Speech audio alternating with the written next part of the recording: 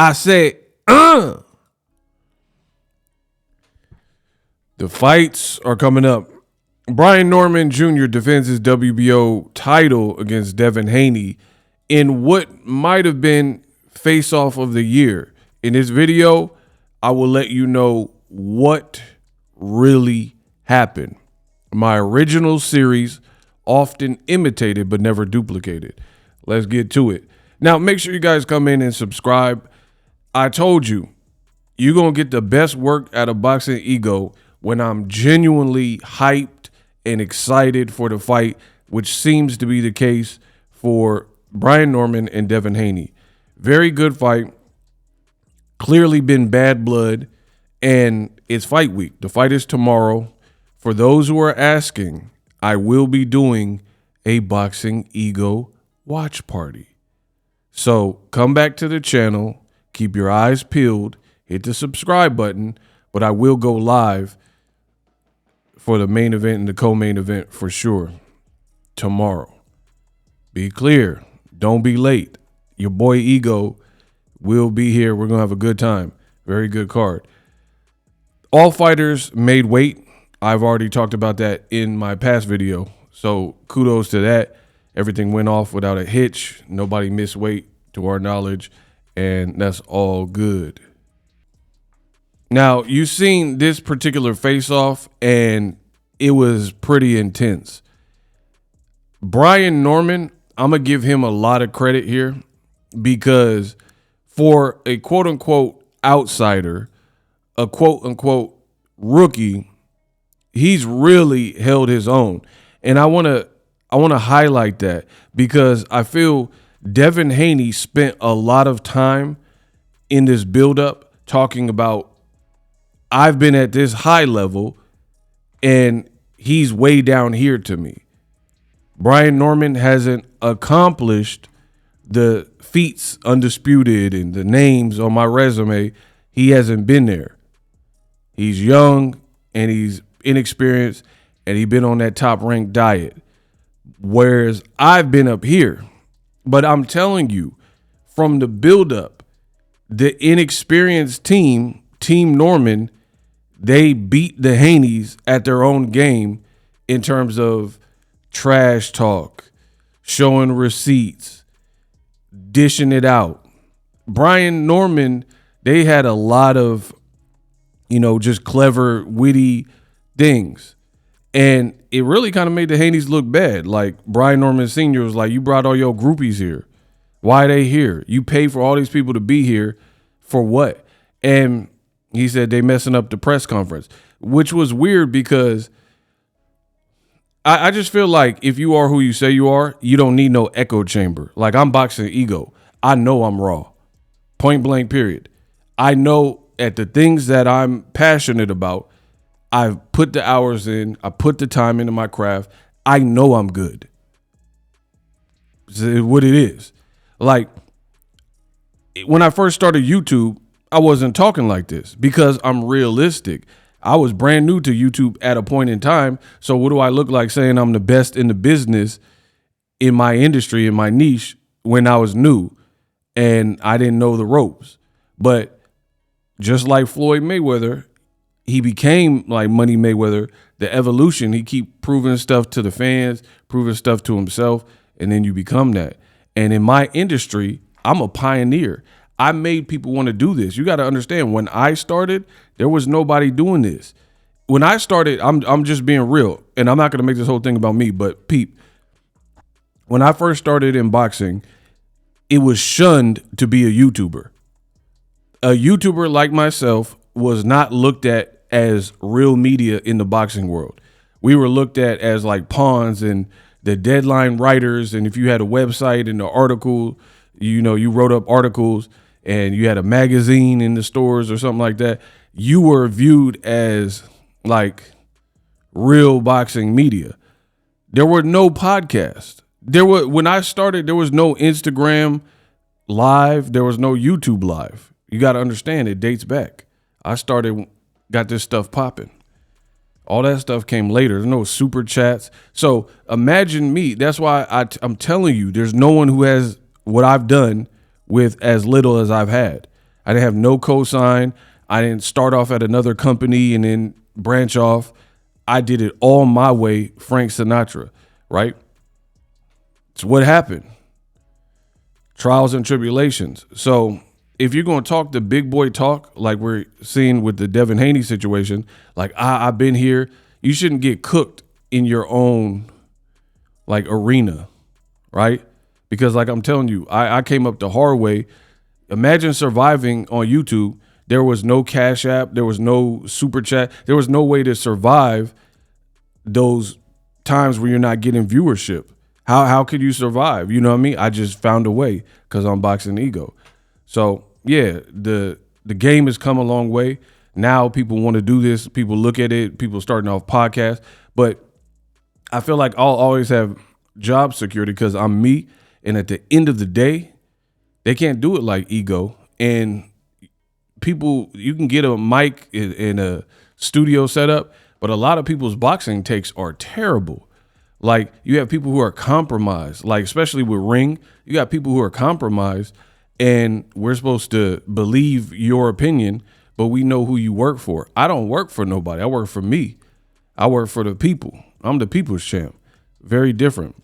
So back to the Brian Norman stuff. I just feel Brian Norman and his dad have excelled and they have done a far better job in stating their case, and they're supposed to be the rookies. They're supposed to be the rookies. As far as the face-off, what I noticed was Brian Norman energy was exactly the same as we've seen pretty much throughout the whole buildup, but definitely during fight week. And I give him more props for that because I'm a man. I believe a man has to do manly things, masculine things, and be congruent with what he says. Devin and Bill Haney have seemingly been all over the place for this particular fight, which screams nervous energy. Now, there's fighters who have probably been nervous before a fight, and then when you start getting punched, you got to go with what you know so you can work yourself into the fight. So nerves aren't inherently bad unless you let nerves take over and overwhelm you completely and you freeze up. You know, that's when nerves can be bad. Nerves aren't bad. People paint nerves and being nervous as a bad thing. I mean, it can be, but it's not always. Sometimes nerves will keep you alive in certain situations. Nerves will keep you safe because you're on edge. So it's like fight or flight. You're like, Like if people are surrounding you, like they said Ja Rule got jumped. I mean, obviously you'd be nervous. 11 people try to jump you. You know what I mean? You might turn into John Wick. You know what I mean? Because your head's on a swivel. You're like, all right, this dude coming from here. Let me, you know what I mean? You're just going to be in your zone. So we'll see how Devin compartmentalizes it. I think he has to have a much better showing than the Ramirez fight where people said he ran and he just didn't look good. He didn't look dangerous. He didn't look confident like the fighter before the Ryan Garcia fight. So he's going to have to show us something. Brian Norman, again, kept the same energy. His stare-off, face-off game is cold-blooded, right? Like, he was just like a statue. He really wasn't moving. There was no break in his character. They both look in shape. Devin, he looks in shape, but he does look leaner. You know, he looks like the leaner guy. I feel like Brian Norman still more like built and massy. Very good face-off. In my opinion, it's up there for potentially face-off of the year. I don't remember a face-off that I've seen in 2025 that was better and more intense and more heated. So props to both fighters. But another thing I noticed is when they were facing off, Brian Norman literally was like a statue. Right here with it.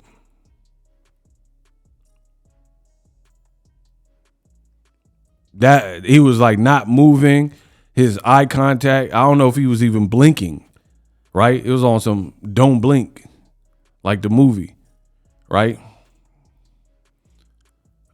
And for me, Devin kept pretty good eye contact, but he was still swaying and like moving Like he had a little bit of movement. I don't know what that meant or what that was, but Brian Norman definitely won all the build-up stuff. Look, like that, how this is a photo, and that's how he looked in real life. If you play the video, the man was not moving. Now, I don't read too much into face-offs and all that. Like some people, like, oh man, he was chewing gum. Oh, he did it. Like, I'm not finna do all that. It was a good face-off. They still got to fight. We gonna find out tomorrow. Both fighters look in shape. Both fighters have made like promises what they're gonna do and stuff. Look, front page, Google. Come on, top row, Google. Y'all gotta give us credit. We out here working. But yeah, I really enjoyed the face-off. Both fighters look just ready to go and ready, dialed in. They both got something to prove. Both made weight. Devin Haney, he said he feels better at the weight. It was a ceremonial weigh-in, so he was able to. I want to see how they looked in the morning, but I don't know if that video or photos or whatever will come out. But definitely hours later, they both came in shape, dialed in, ready to go. I do think Brian Norman still, he was a bit more stoic. And what I did like is after the face-off concluded, I really feel like Devin broke eye contact first. If you're one of those people who care about that sort of thing, like who broke eye contact first. But outside of that, look, we all over Google with it. Yo, let's go. Make sure you check out my Weight Watchers video. We on Google front page. Stop playing with it. Devin, I think he broke eye contact first for whatever that's worth to you. And outside of that, B Norm, I think he had a way, way better post face-off interview than Devin. Devin, I don't know if it's nerves because I'm not him. I'm not inside his mind. I don't really know. But it does come across as like jumpy. You know what I mean? Like, this guy's a threat. He got a lot of power, blah, blah, blah. But post weigh-in interview, Devin was like real quick. He was like, yeah, we're going to see tomorrow. And then he kind of walked off stage really abruptly versus Brian Norman chill, took some time with the questions. And he was like, man, we going to see, I'm going to get this knockout. I'm going to eat me some sweet potato pie. I'm going to eat me a couple steak. To be honest, it was actually surprising how calm the Normans have been. I hope they're not overconfident because they're coming across as super, super chill and super confident. So I don't know if that's just the demeanor, if they just work so hard that they've been able to get to that level, or if it's like, I hope they're not overestimating and underestimating Devin Haney, overestimating what they could do and underestimating Devin completely. Like, oh, he can't do nothing. He can't bust a grape in a fruit fight. I don't think you should go into a fight too cocky, like nothing can happen to me, so to speak. But the level of calmness was pretty impressive from Brian Norman. He was talking about, yeah, I'm gonna give me 2 steaks, eat some steaks. We got some pie. He was super country ad dude. And he was like, I got some sweet potato pie waiting for me. And then the host was like, oh, can I have some? And he was like, pardon me? Come again? And she was like, oh, can I come? And he was like, yeah, we got enough food for everybody. Blah, blah, blah. So he gave more of a post-fight, post-weigh-in, I guess you could say, interview, and he seemed very calm. Whereas Devin, he said like a sentence and then like turn around, almost like mid-interview with the dude and just walked away. Like, we'll see you tomorrow. And then just start beelining to get out there. I don't know if he was hungry. I don't know. But all that talk is over.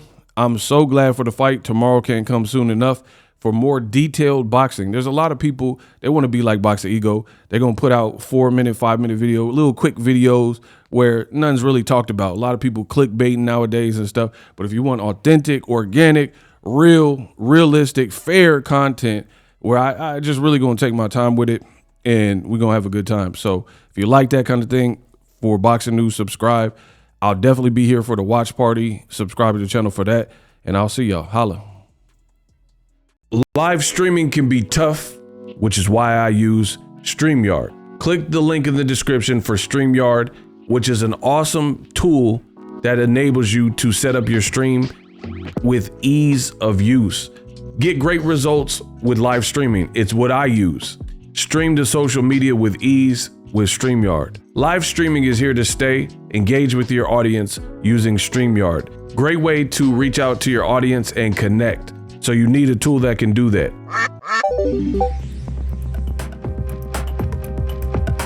If you're new to YouTube and you're struggling to get views, one tool I can provide to you is TubeBuddy. I've been on YouTube over 10 years.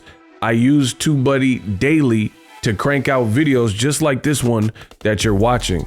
Learn how the pros do it with TubeBuddy. YouTube receives a lot of traffic, which also means a lot of creators, a lot of people putting out content. So you need to learn the ropes so you know how to separate yourself, especially if you're new, but even if you're a pro, use TubeBuddy. The link is in the description. Get more views, more subscribers, and a higher click-through rate, so ultimately you can realize all of your online goals. Use my affiliate link in the description and grow your channel fast.